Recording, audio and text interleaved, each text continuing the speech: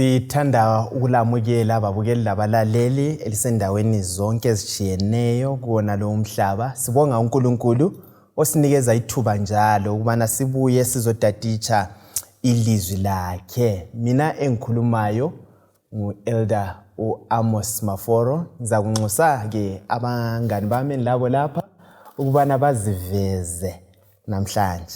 Siyalamukela bathandekayo kusifundo salamhlanje. Siyakwazi bona kwesinsikhathi impilo iyangena emeveni kube lobunzima thize. Sibona ngani lesi sifundo sasibusisa kakhulu bana sikwazi ukuqina ebunzimeni. Okhulumayo umfundisi uG Mlilo, uGresham Mlilo. Siyalamukela mahlabezulu ngegama lika Jesu kuzo zonke izindawo lapho elisibukela likhona kwangathi uThixo angalibusisa alenzele kahle. Okhulumayo ngu-Elder uKlainos Maphosa. Salubonani bathandekayo ngegama lenkosi yethu Jesu. Siyalibonga njalo elinye ithuba lokuzophatheka kusona lesi sifundo. Sengathi singabusiseka sizuza ukuqiniswa ensukwini zokucina. Okhulumayo nguMrs Siboneni Mhlanga, asicimeze nsibeni lomthandazo. Baba wethu othandekayo okhona ekhaya ezulwini, siyakunxusa kusona lesi isifundo. Sinikela inhliziyo zethu ngakuwe, sicela usigcwalise ngomoya oyingcwele. Sicela ukukhulume lathi labalaleli lababukeli bonke. Sinika amandla okunqoba phakathi kobuhlungu lenhlupheko esiphakathi kwazo. Sifundise ukukwethemba ezintweni zonke, sibe sesinqoba ngoJesu. Ngaye siyabonga, amen. Amen. Siyabonga zihlobo ezithandekayo. Namhlanje sikusifundo setshumi lanye. Lapho esikhangele khona isihloko esithi sona ukuphatha ngezikhathi zobunzima kumbe ubunceku ngezikhathi zobunzima.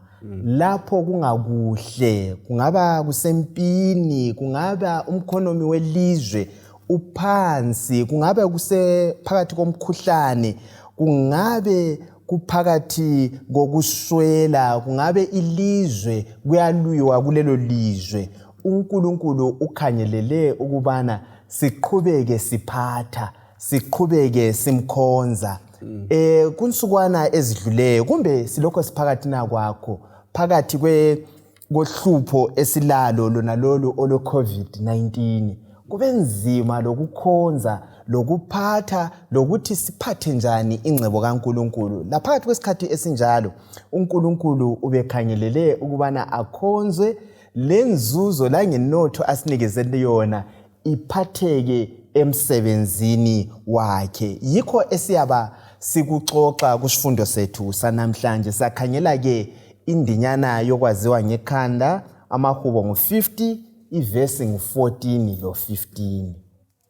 Ifunda kanje ithi, yenzani imihlatshelo yokubonga kuNkulunkulu, gcwalisani izifungo zenu kophezu konke, njalo lize kimi mhla lisekuhluphekeni, ngizalikhulula, lani lizangidumisa.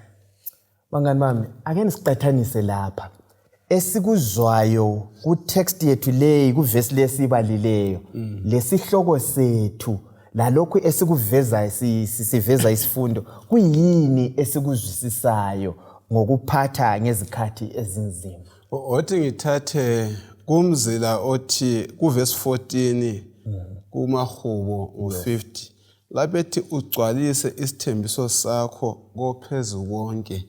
Elesilungu lisebenzisa ama-vows. Ngikuthatha ngomfanekiso womuntu osemtshadweni. Nxa usemtshadweni uyenza ama-vows.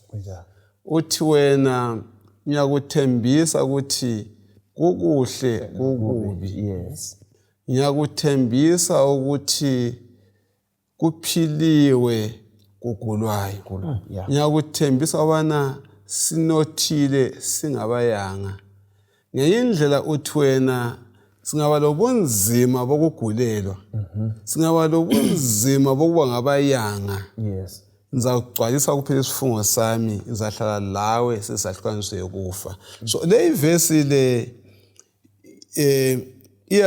uyiqathanisa lesihloko iveza ukuthi akumelanga kube lolutho olungenza ngibuyele emuva kunjani ngichiye ngidele uNkulunkulu kumele ngime noNkulunkulu nginikele kuNkulunkulu umnikelo wami wokubonga lanxa kunjani lanxa kugulwayo lanxa kulempi lanxa kutheni ngime noJehova wami. Yes.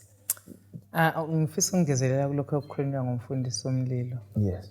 Ukuthi i-memory text isilethele ukuthini uThixo wenza isithembiso ngithi ukuthi nxa singena phakathi kokuchika lobuhlungu lokuhlupheka okuthize uNkulunkulu wenza isithembiso sokuthi singakhala kuye singeza kuye sikhale uza kusizwa and uthe uza kusikhulula thina angasikhulula sizabe seludumo ngakuye. So ngifundani lapha i-memory text isifundisa i-trust ukumethemba uNkulunkulu kungakhathalekile ukuthi umubo unganani ngoba kule ndaba engiyithandayo ka-Abraham kuthiwa akazange athandabuza ukuthi uNkulunkulu akukhiphe emlonyeni kuyehlule ukugcwaliseka. So uAbraham walinda isithembiso ngoba ekwazi ukuthi uNkulunkulu angathembisa uyagcwalisa. So uNkulunkulu usibizele ukuthini kasimbizeni singavele simbize simthembe uNkulunkulu uthe uzasikhulula. So umumo kawungasitshintshi ukuthi izifungo zethu esizenzileyo kuNkulunkulu sizitshintshe. Utholeni mapho? Ngiyananzelela intsho lemakhaya i-school fees ngiyasibhadala even kunzima. Abantwana bayaqhubeka besiya esikoleni. So umumo awusitshintshi nxa singekhaya. So nxa sesibuya komlimo umumo ngathi uyasitshintsha. But umlimo uthi yena simbizi. Okay. Yena uza kusikhulula. So sikhuleka all the time. Yikho lapha sisanikwa lo Mateyu. Uzowathi yena funani kuqala umbuso wethu ukuze zonke izinto ziyakungezelela. So nxa umumo unzima God first. Yes. Siyabonga. Utsho kahle lapha kaMaphosa ukubana funane kuqala umbuso kaNkulunkulu. Uhlupho esiletshwa lapha ngolokuthi singangena phakathi kwenkinga. Yes. Singene omnye wathi ngesilungu ungakhangela ngiza kufaka ngesindebele yebo. Uthi ungakhangela uhlupho uzabona uhlupho usuthwala nzima. Kodwa ke indaba esifundiswa lapha ukuthi nxa impilo isebunzimeni ingqondo zomuntu sezikhangela obunzima. Alright. uJehova uzungamboni usithwe yini yibunzima. So iverse leli eliselifunda lapha ngelokuthi kasi ingqondo zethu mazingantuli nxa sesiphakathi kobunzima. Yebo isigqoko siyazifuna ukudla siyakufuna kodwa indaba yasentabeni ekaJesu Kristu iyasikhumbuza ukuthi funani kuqala. Oh yes. Umbuso kaNkulunkulu lokulunga kwakhe. Singafocus singachisekeli ukubana sizakudlanisa ugqokani uzasinika uJehova. Awutsho umama ungudadewethu lapha ukuthi kasithembeni uNkulunkulu indaba esingayo. Angithi phela. So sihlobo esithandekayo kulona leli viki sifuna ukufunda ukumethemba uNkulunkulu esikhathini ezinzima. Sifunde ukweyama uNkulunkulu izikhathi zonke kungilula. Sizaqala ngabanye ababesempini. Mhlobo akusikhangelele Chronicles zesibili 20 sibale uverse 1 usiya ku22 lapha sizacupha esiyakwabala amavesi sike sibone abanye abangena esikhathini esinzima besempini kwenzakalani kuJehoshafathi loIsrayeli ayimthungamela. Verse 1 lo 2 ithi ngemva kwalokho amaMoab lama-Amoni kanye labanye babamewuni baphuma impi ukuba bayihlasela uJehoshafathi. Amanye amadoda aya kuJehoshafathi afika athi kuye kulempi enkulu ezayo ukuza kuhlasela evela ngase-Edom ngaphesheya kolwandle isiseHazanoni Tamari okuyikuthi Eni Gedi.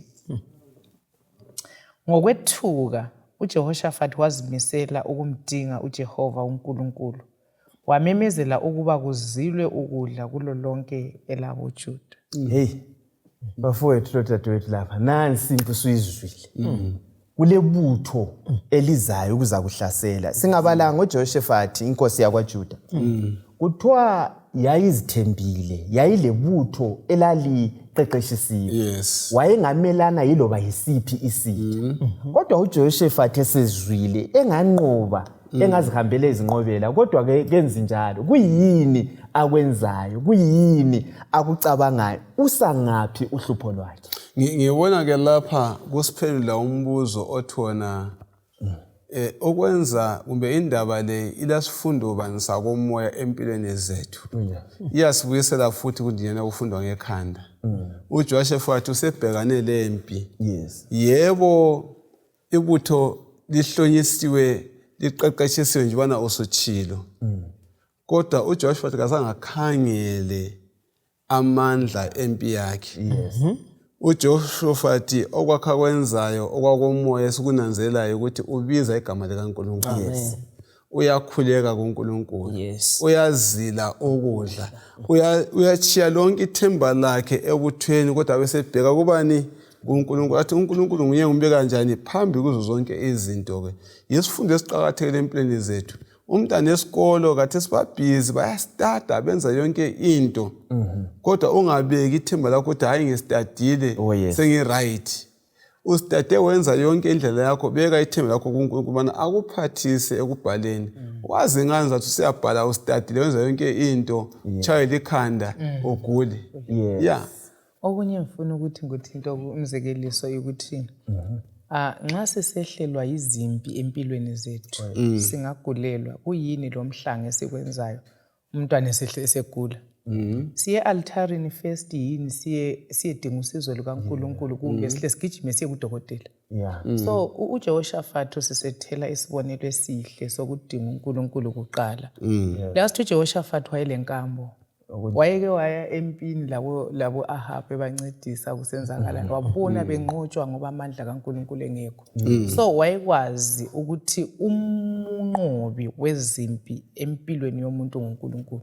Yikho kwamenza wako uNkulunkulu. Mfisa ukuthi ngale sifundo siyasifunda ukuze lathi senelisa ukunqoba kudinga ukuthi uNkulunkulu alwe izimpi ezimpilweni zethu. Sibe mazi ukuthi osinqobelayo mbali izikhathi zonke yiloba yiluphi uhlupho uthintile siyagijima siyedinga abangasisiza simkhohliwe uNkulunkulu. Lokho kutsho mapho. Ya nguphathi 2 ka verse 15 laphana. Uthi yena lingesabi lichawe luvalo.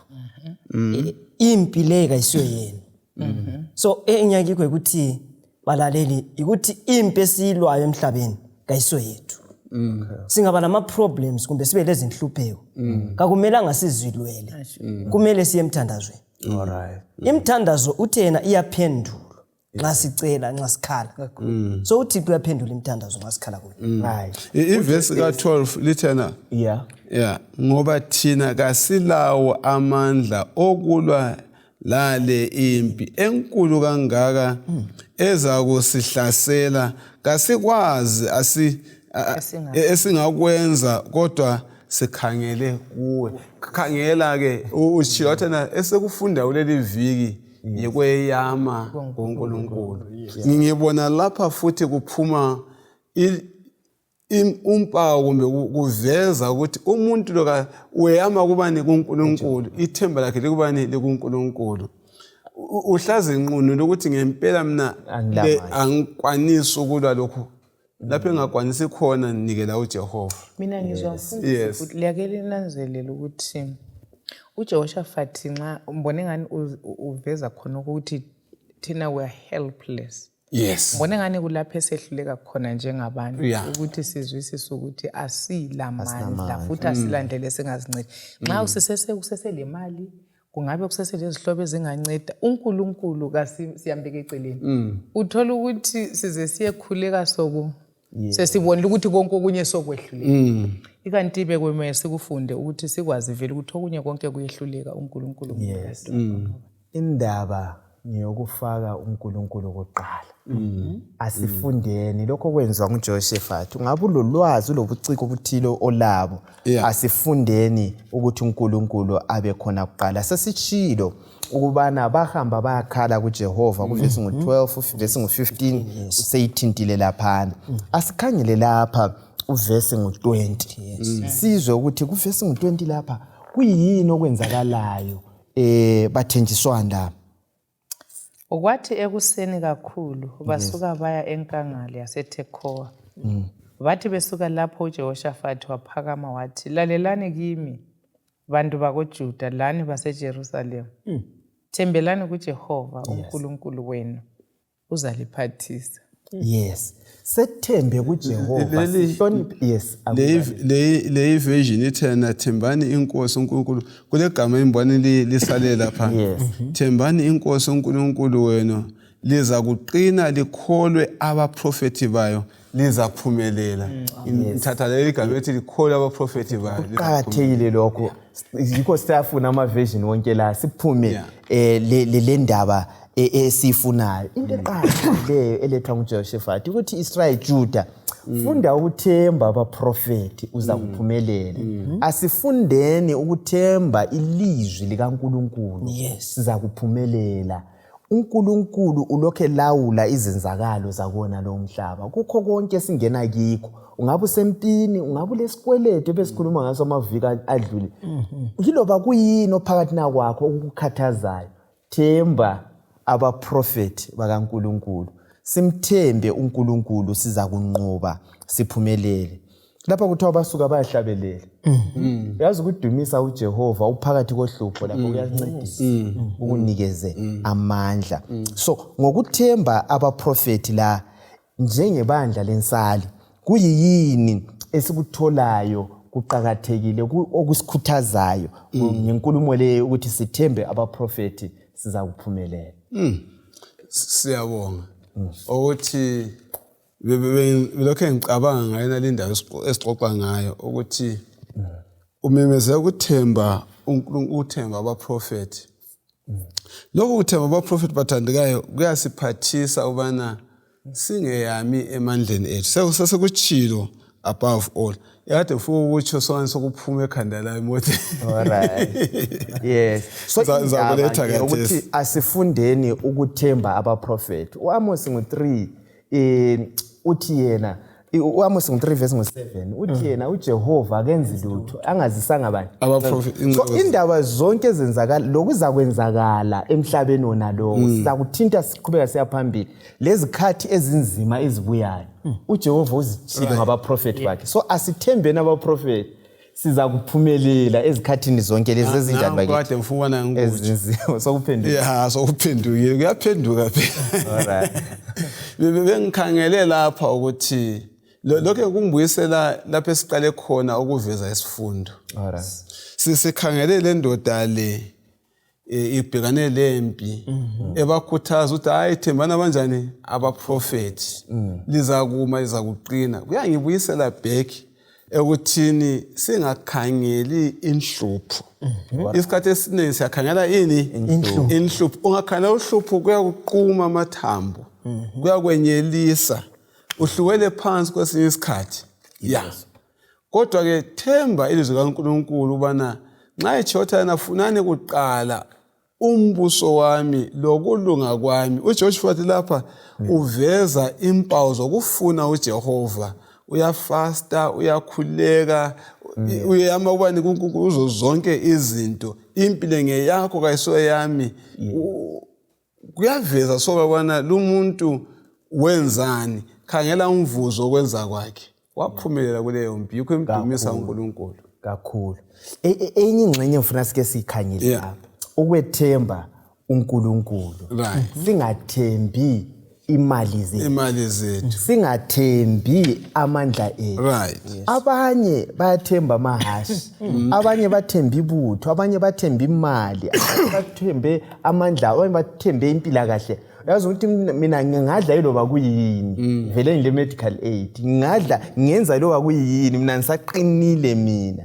Lapha siyafundiswa lapha ubana asifundeni ukuthemba uJehova hathi inotho yethu. Zwana la ungakhangela uSamuel wakuqala ngo14 iverse ngo1 siya ku23 sifumana uJonathan. Yes. Unqoba njani mhlo? Uthiwa bebabili le amabhira wakhe wathi asambe siyehlasela. Yes. Ende banqoba bebabili against ibutho elikhulu kakhulu. Khona lokho vele kuyasivezela ukuthi owayesilwa aso Jonathan lomfo owayesilwa impi nguNkulunkulu. Uyayibona vele kuJehoshaphat ukuthi uNkulunkulu oyilwayo. Ukuthi kuthweli nahambani liye kuma. Yes. Izimpi uNkulunkulu azinqobela uIsrael. uDavid ebuza uNkulunkulu sihambe siyehlasela yini. uThixo abachasise ukuthi lina lifike lime. uNkulunkulu abesekhoza ukuthi bona babulalani. So uNkulunkulu ukhulula ngendlela eziphezulu eziphakeme esingeke sizizwisise. Kwenzakalani emdulini eJericho? Bahlabelela imiduli yenze njani yadilika. So olwayo nguJehova. Kuthiwa uDavida lokho okwenzakala kuJonathan wayekwazi, wayengumngani wakhe ukuthi uJehova umnqobele. Yes. Kwase kusithi lapha kuzichronicles zakuqala sicela usibalele lapha ngo21 ivesi ngu1 siya ku14 sizabala u1 kusiya ku3 uDavida kuthiwa wasevakatshelwa nguSathane kuyini okwenzakalayo? uSathane wasemilana labako Israel njalo wafuqela uDavida ukube abale abantu bako Israel. Ngakho uDavida wathi kuJoab kanye labalawuli bamabutho, hambani liyebala abantu kusukela eBerisheba kusiya eDani. Libe seliphenduka lizongitshela ukuze ngazi ukuthi bangaki khonale. Alright. Verse 3. Verse 2. Siya ku3. Kodwa uJoab waphendula wathi, sengathi uJehova angandisa amabutho akhe ngokuphindwe okwedlula ikhulu. Mhlekazi wami Nkosi, kambe kabasibantu benkosi yami bonke laba? Inkosi yami ifunelani ukukwenza lokhu na? Kungani ithanda ukwehlisela icala phezu kwabako-Israyeli? Maphosa. Okwenza uDavida wabala abantu kuyini? Kuyini ayekudinga? uDavid lapha uzibona yena elamandla, inani uqala ahlaye balabantu kuphuma inani, ukuthi yena wayethemba ama resources akhe, ukuthi yena ulama resources amaningi. Lapha sithola isibonelelo nxa siqathanisa lo Jonathan. Bebabili. So kwesinye isikhathi impilo ayisiyo yethu, andisike sakuthini? Impilo ayisiyo yethu ngekaThixo. So lapha kusukele iattitude from enhlizweni yakhe. Ukuthi imotive yakhe yayingokuthi afuna ukuthi azibonakalise ukuthi yena ulempe enkulu angakwanisa ukunqoba. Fundisa imdlalo. Kungaba ngafuthi la ekwesaba.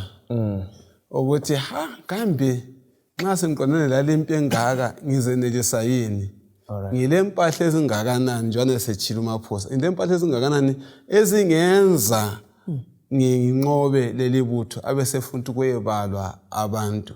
Because nxa sebebaliwe abe lesiqiniso ukuthi nxa bengaka kusho ukuthi inza njani? Ukhulume ngeayi. Yes. Ukuthi umoya ofana nayo wakhangele ayothi kuncane lokhwana siyakuphephuluza. Ayayayaya. Kuze kungikhumbuze ngosokuthize. Kosiphepha lapha. Sihamba ngetractor ngasa drive amarolelo kuze namathimba. Siyebone inyathi yayicakile. Phephuka ngani yaphephuka imi ngaphansi kwesihlahla. Basimisa ababe beyijamile beyilindile lapha. Inyathi icakile. Singayiphephuza elethole khona apha eceleni. Umnye bethatha umkoda mina siseyisukela. Awubise umkhonto wathi hayi lokho hayi soze kuyibulale. Wabuya lo mnye umkhodo. Indoda esamthola khona phana wahle wayilanda mathupha. Ithe nyikinyeke imlanda wabe chibilike baleka. Okay. Yambhuqa sambutha esezimvuthu. Alright. Kodwa ayikafanga weze esibhedlela lapha welatshwa. Zwanini bathandekayo. Akudingi wena sikhangele impahla esilazo bana ziyenelisa. Kudinga wena sikhangele uNkulunkulu kuphela. Sengathembela impahla. Nxa lezo mpahla zingehluleka, ungathemba ukuthi ngilama business, kungatsha konke. Ngithemba ukuthi hayi ngilabazali yibo abangcina ngithemba ukuthi ngilabantwana, umntwana lo afa ngoba nguye obuthembeleyo. Ungathembanga uNkulunkulu, la ngalelo suku efayo lo mntwana la uyafa khonapho. Kunjani? Yikho mina sithemba uNkulunkulu senilandise kakhulu. Uyabona uJowabi uyamkhuza. Yes, khona lokho ukuthi uyamkhuza uthini uJowabi? Uthi kanti bonke laba abantu bengasibo benkosi. Kuyadingeka yini ukuthi sibabantu? Yes. Ngicabanga mina ukuthi uJoab wayeyizwisisa ukuthi inkosi siyehlelwe isitha. Ngoba wayeyazi futhi inkambu uJoab ukuthi okade silwa izimpi enqoba ngoNkulunkulu. Discourage ukuthi angasusa ithemba kuNkulunkulu elifaka ebuthweni. ngicabangile ngathi uDavid inkambo kaGideon yokuthi uNkulunkulu umlimi wanika isifundo kuGideon kuIsrael ngesikhathi kaGideon ukuthi hayi phela kulandalo ithamabutho manga. So it was not even necessary ukuthi uDavid awaba. So from 22,000 kuze kuye 300. So kuveza ukuthi uNkulunkulu nguyile olwa izinto. So into eqhatheke lapha ukuthi ungamethemba uNkulunkulu uyahlonipha kumethemba kwakho.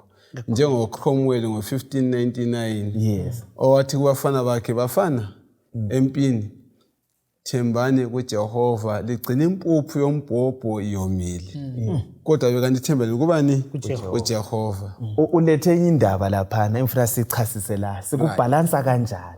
Siyayazi inkambo yaba khona lo David uNkulunkulu kathokozanga ngaye kwalethwa esinye isifo abantu bafa uJehova ethi no awunyeza ke kwenze lokho David uphambanisile siyamthola evuma ukuphambanisa kwakhe ukuthi Jehova bese ngikhohliwe bese ukumphunyukile ukuthi wena ngosilwelayo izinto. Now sifuna ukuthi ke sike sikuhlanganise kuphume kahle sikubhalansa njani lokho ukubana ukuhleleka lokubala ingcebo yethu lalokho esilakho lokuthemba uJehova. Kurongo yini ukuba le medical aid?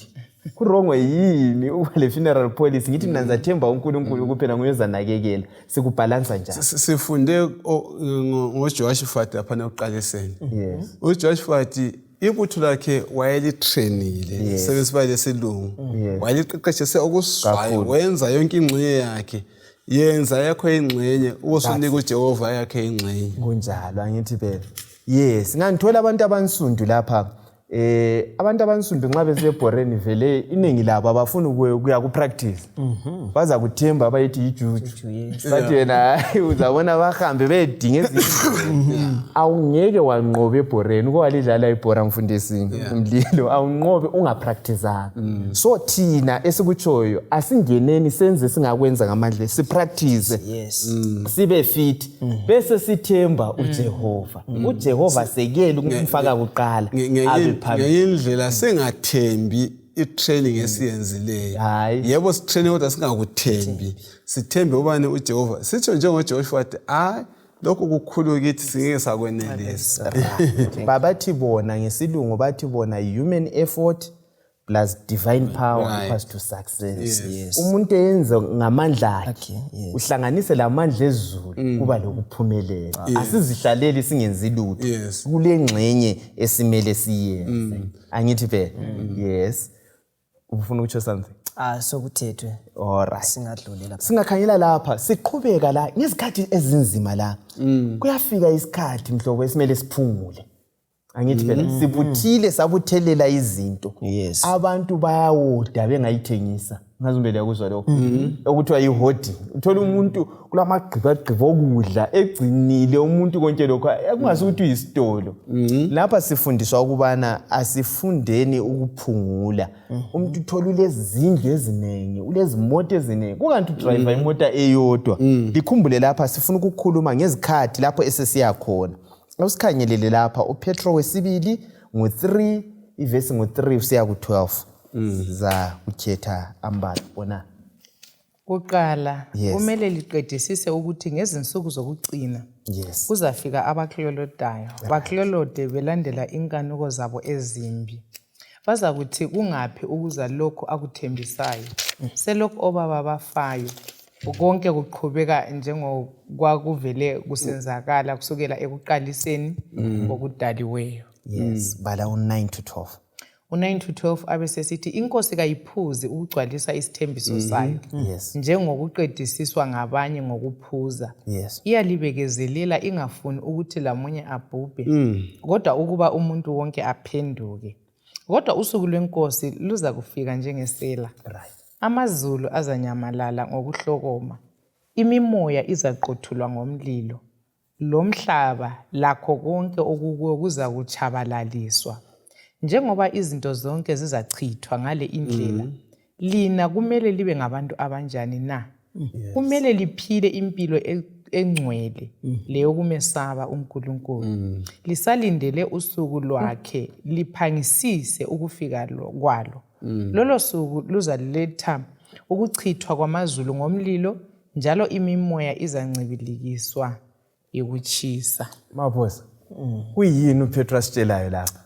uPetro Sikwenze isixwayiso ngamafitshane usixwayisa ukuthi lokho esilakho kuyedlula. Esikudingayo lokhu kuyancibilikiswa. Ngeke ngathi sixoxa lapha sikhangela indaba ye-Ukraine. Abantu base-Ukraine kathesi kulamaKristu akhona aphilayo. Bebeyakhile mbe ama-double stories bathile. So khona kuyasivezela lathi ukuthi sichiye nje ukuhoda ukubuthelela izinto ngoba ziyaphela. All right. Yes. Yes. Ngifisa ukuthi sikhangele lapha i-council esiyiphiwa ngomunye umprofetikazi kaNkulunkulu. U-Councils on Stewardship upage 59 uthi kuyilesi sikhathi abazalwane okumele ukuthi ngasiyehlisa. All right. Singabi silokho sisengeza kule note esilayo. Khathesi okufanele sehlise ukusinika ku-context yalivesi esiyifundileyo ukuthi njengoba izinto zonke ziyakuncibilikiswa ngomlilo kuza sisizane kube sizibuthelela. Nxa siphungula ngizwisa ukuthi kasiphungule nini sisale lokuseneleyo ukuthi sibe siphila. Sikuphungula sikusa ngaphi?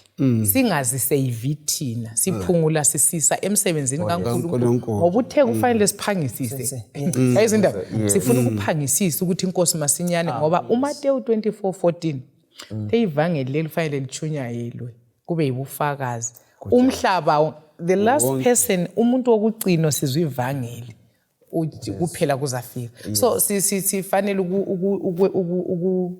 ukukhatha down ukwehlisa ingcebo sisemsebenzini kaNkulunkulu ngendlela enjalo siyabe siphangisisa ukuthi inkosi ayizosithatha sizwisisa ukuthi konke okunye sekuphethe kuzasini kuyadlula ukubeka kuhle ukuthi siphungule sifake emsebenzini ukuchilo uMaphosa ukuthi abanye basezimpini umuntu uyabe ngakufakanga emsebenzini wenkosi kuqhamuke impi usuluze konke soka sifundeni uPetro yasixwayisa kuthiwa lokhu yikudla komlilo ungakuhamba umhlaba lo ubhodabhoda eNew York uye Dubai uye Hong Kong amadolobha amangalisayo wonke la asazini ukuthi wonke aza kuchabalala zincwathi inotho yethu kumbe ithemba lethu lingabini ezintwini ezidlulayo sibe kwazi ukuthi kuyadlula balance maforo ukuthi nxa kuthiwa siphungule kulesikhathi okwafika khona i-extremism yokuthi sithi thina sesichiya yonke into sesithengisa sesisiye egangeni siyehlala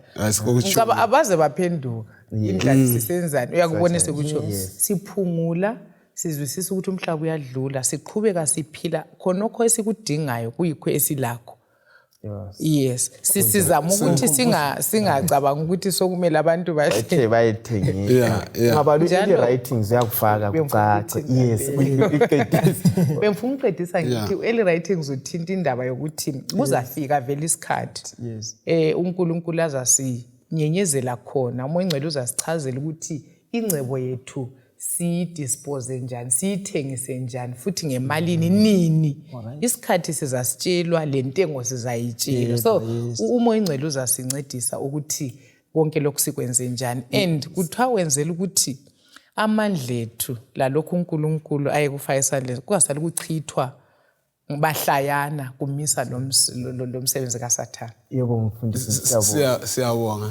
Ngamafitshane abakutsho abazalwane lapha ukuthi singabuswa izinzuzo kunjani singabuswa zimpahla kanti kulomsebenzi lezo mpahla singazisebenzisa emsebenzini kabani kaNkulunkulu okuza kusenza lezo mpahla siziphungule siziqondise emsebenzini kaNkulunkulu yikuzwisisa ukuthi inkosi yethu yeza yikuzwisisa ukuthi lezi mpahla vele masinyane nje ziza njani ziza kuchabala so ziphinde zibe khona siphile sibuswa yikuza kwenkosi abesungu bathana siphile in the light of eternity siphile silapha emhlabeni kodwa sikhanyiselwa yikubona iphakade lonke ngoba yonke into izanjani iza kuthi phele du yonke ebanjwe yisono iza kuthi into ezasale ngazange yatshintsha ngamanxeba kuphela sezandleni zikaJesu Kristu. Ukubeka kuhle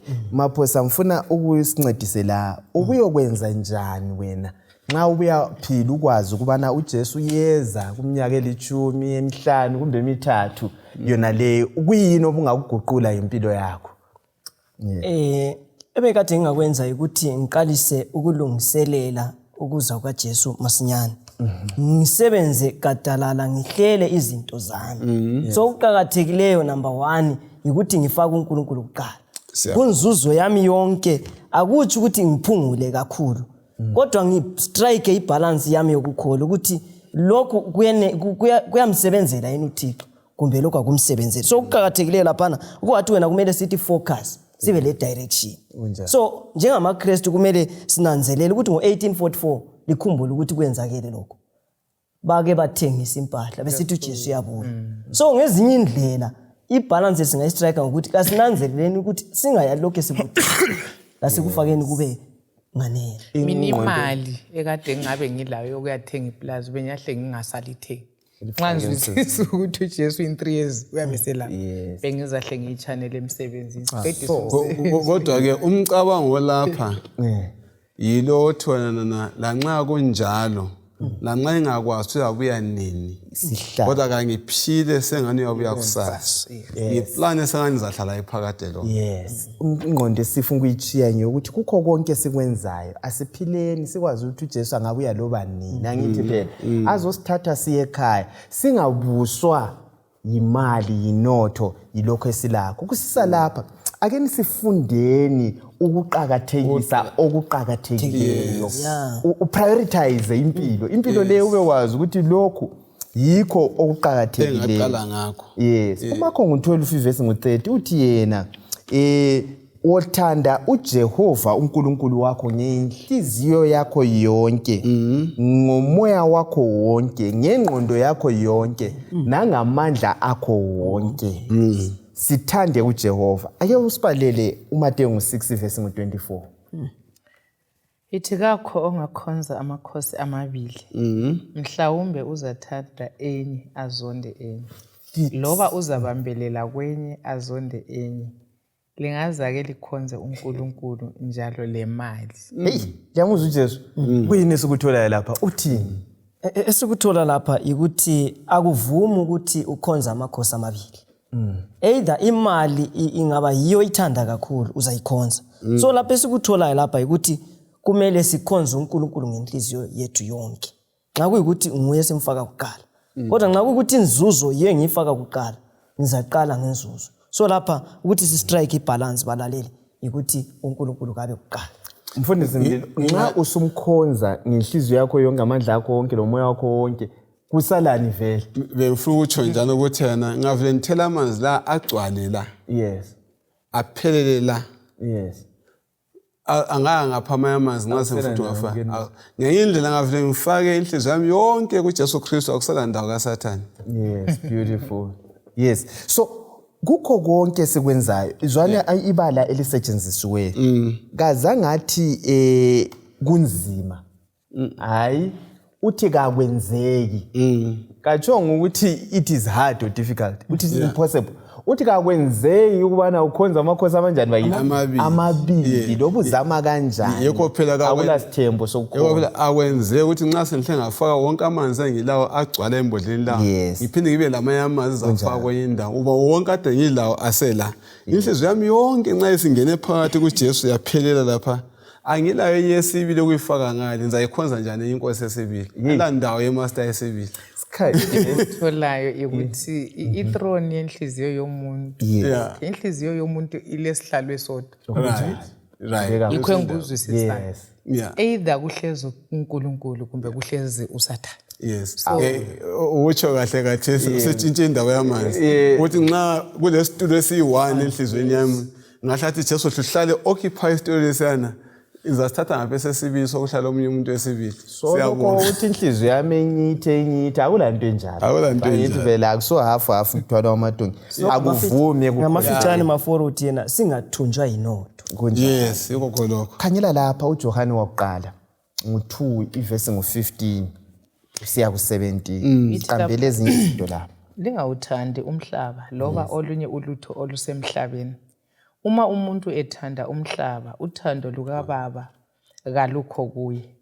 Ngoba izinto zonke ezisemhlabeni, izinkanuko zabantu abalezono, yes, ukulangazelela kwamehlo abo kanye lokuzigqaja ngezimpahla akuveli kubaba kodwa emhlabeni. Umhlaba lezinkanuko zawo kuyadlula, kodwa umuntu owenza intando kaNkulunkulu uphila kuze kube nini. Mhlobo, emavesi wabalayo la sikhuluma ngokuqakathekisa izinto, ukuprioritize.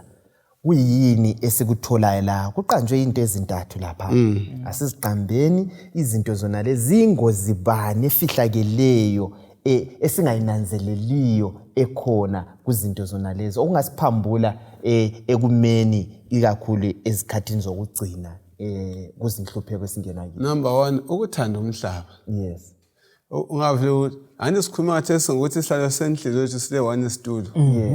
Nxa senithanda umhlaba kule ngozi. Number 1, uhlupho lokuqala ukuthanda ini? Umhlaba, lezinto ezisemhlabeni. Nxa uthe wena uqalisa unkubathana kuyini esikubeka kuqala.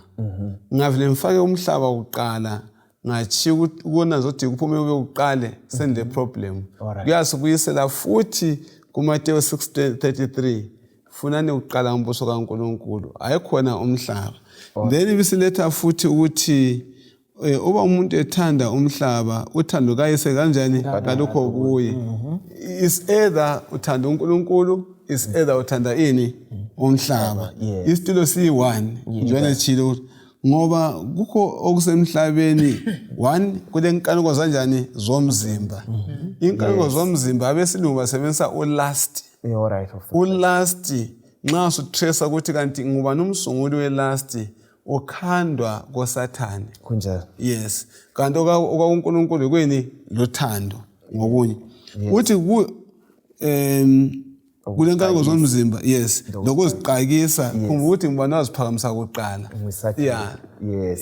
Ayisabo. Yes, maphosi. So ngezinye indlela lapha sitshela ukuthi kasingakhangeli izinto ezilapha.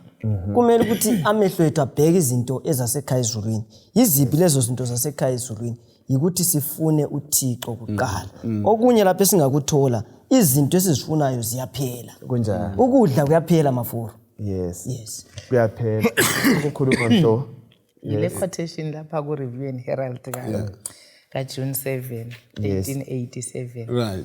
Ithi ngifunde ngesikhiwa sibe sesichaza. Ithi those who are ever pressing a little closer to the world are becoming more like them.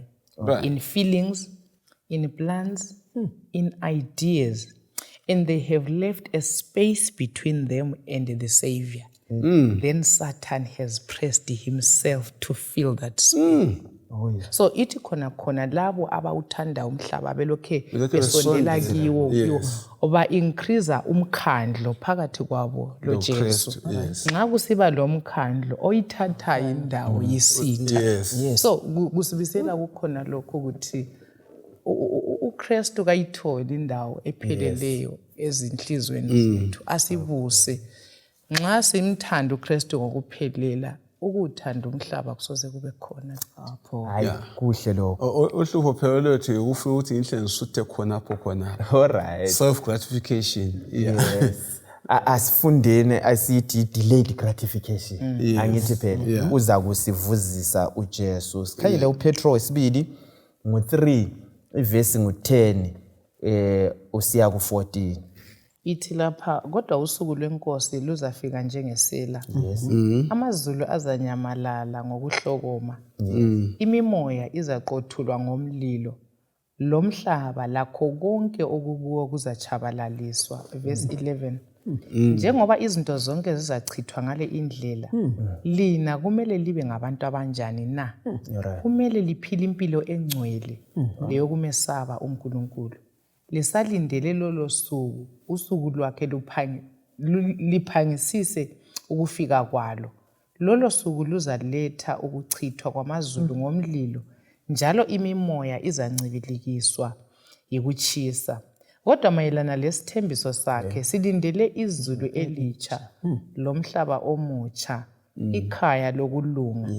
Ngakho ke bangane abathandekayo, njengoba lokhu likulindele, Yenzani imizamo yonke ukuba litholakale lingela sici, lingela cala, njalo lihlalisane laye ngokuthula. Nxa lokho kungena engqondweni zethu, uthini lapha uPetro? Usixwayisane kuyini esimele sikwenze ngenotho esilayo nenzuzo esilayo?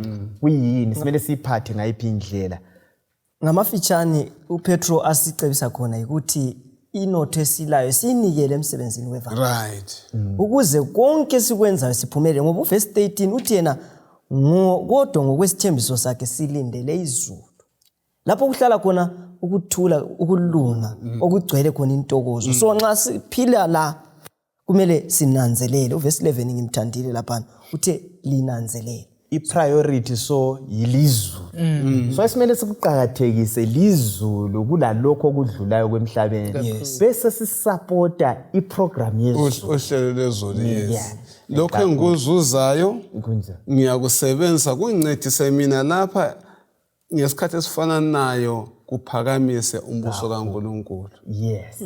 Kuqakathekile kakhulu. uNkulunkulu kasisize kukho konke silakho sibekele imfuyo yethu. Okwenza izinto zingahambi kakhulu okukho kukhuzwa lapha ukuthi uNkulunkulu usinikile khona okasinike khona, but iningi lethu uyawuthola nxa uthatha ukwenzwa ama-effort, uyathola kulama speaker ahawulayo, kulana ohala ngama-tent ungaqedakaliyo, kodwa efike emakhaya ethu kuceciswa amaguma ethu sengani singabe lapha emhlabeni.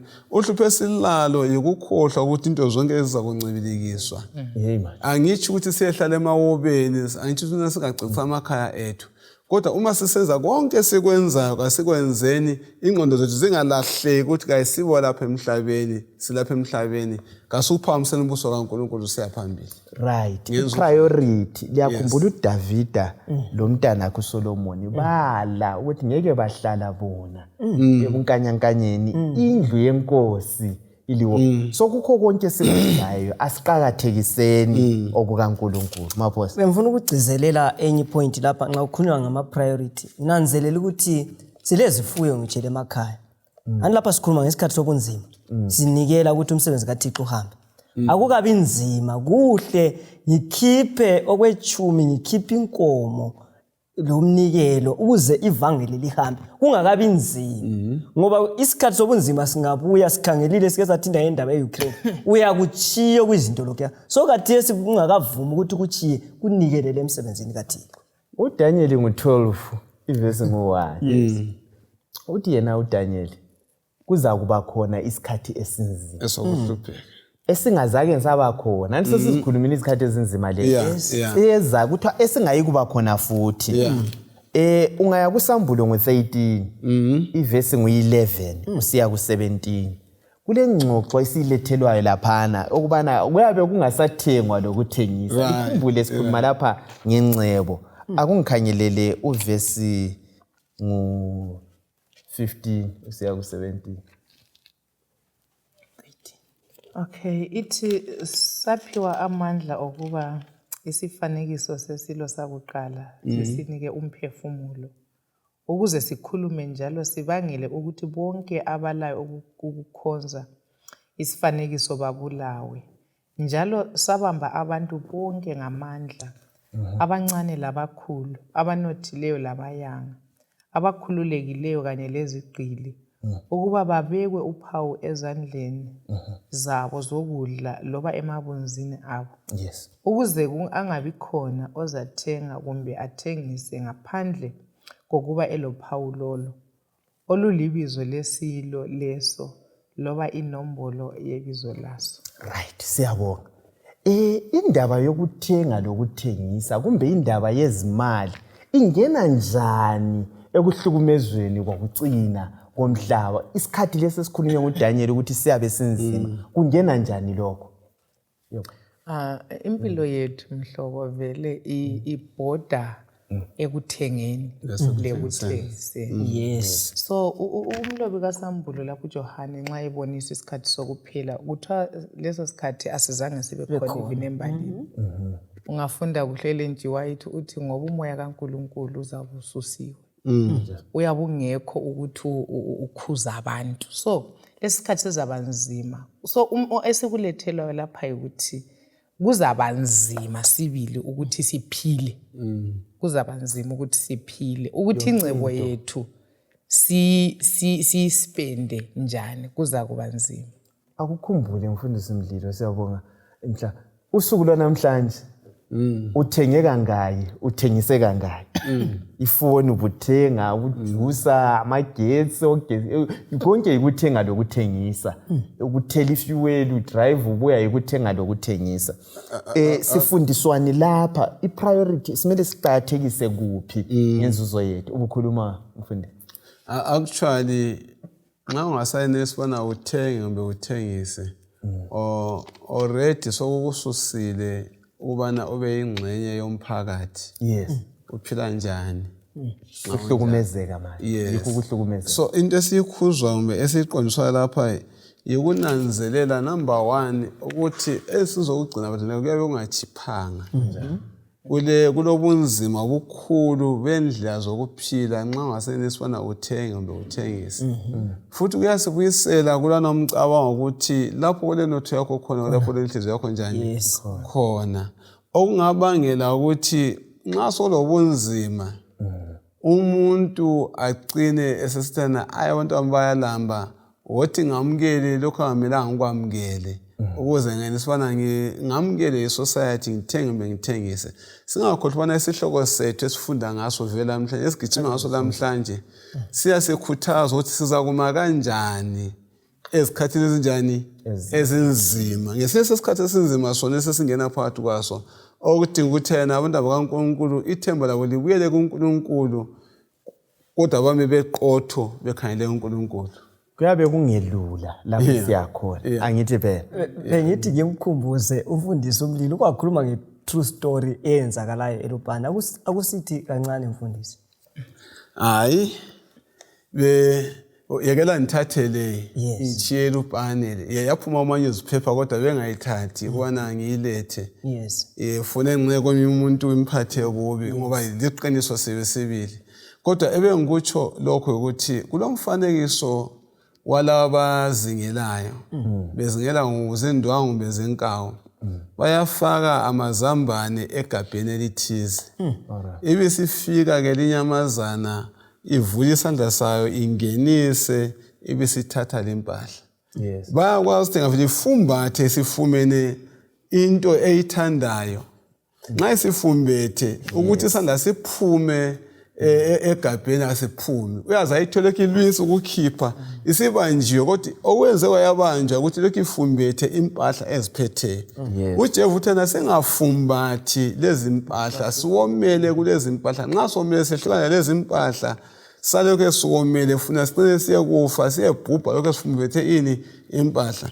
So indaba zenotho indaba zempahla lezi ama-financial matters lawa kumele angasenzi siqine sesinikela impilo zethu zilahleke zingabi khona enkosini ngoba sesilokho esifumbethe inotho lapha emhlabeni. Asekele nokumele sikwekele sikhangele ezulu.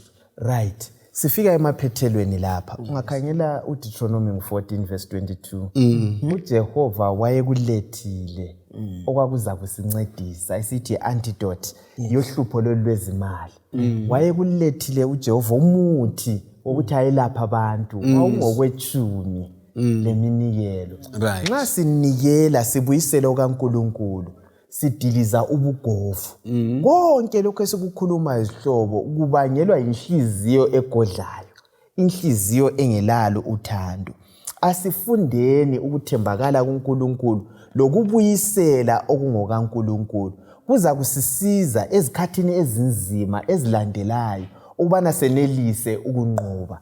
Izikhathi ezinzima vele siphakathi nakwazo akulula njalo ziyeza. Asibambeleleni izihlobo ezithandekayo. uNkulunkulu uza kusinqobela. Mrs Mhlanga, akusinike amazwi akho okucina usigoqela lesi sifundo. Ngifisa ukuthi ngikhuthaze ababukeli labalaleli ngokuthi Kasimpheni konke okwethu uNkulunkulu. Kasimupheni indawo epheleleyo enhlizweni zethu. Konke okunye siza kwenelisa ukuthi sikubambe. uNkulunkulu angayithatha indawo empilweni zethu. Umhlaba kawusoze usibophe.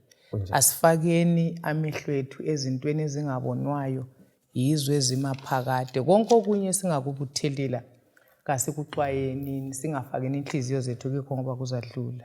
Yes, siyabonga. Amaphosa wakho ukugcina. Ukugcina ukuthi imali lenzuzo lenotho kakukho kubi. Kodwa okuqhakathekileyo kukho konke ukuthi sifake uThixo kuqala. Ngoba lokhu singakudinga sikubuthelele njengoba uMateyu 6 esithembisile lapha ukuthi akuvumi ukuthi sibe lamakhosi amabili. Either siyazibophela kokunye. So singathanda uThixo uqala izinto zethu ziyaphumelela. uNkulunkulu asimbekeni endaweni yakhe. Thina sizidalwa asifundeni ukukhonza. Umhlaba nokugcwala kwawo kungokaJehova, lathi silibumba lezandla zakhe.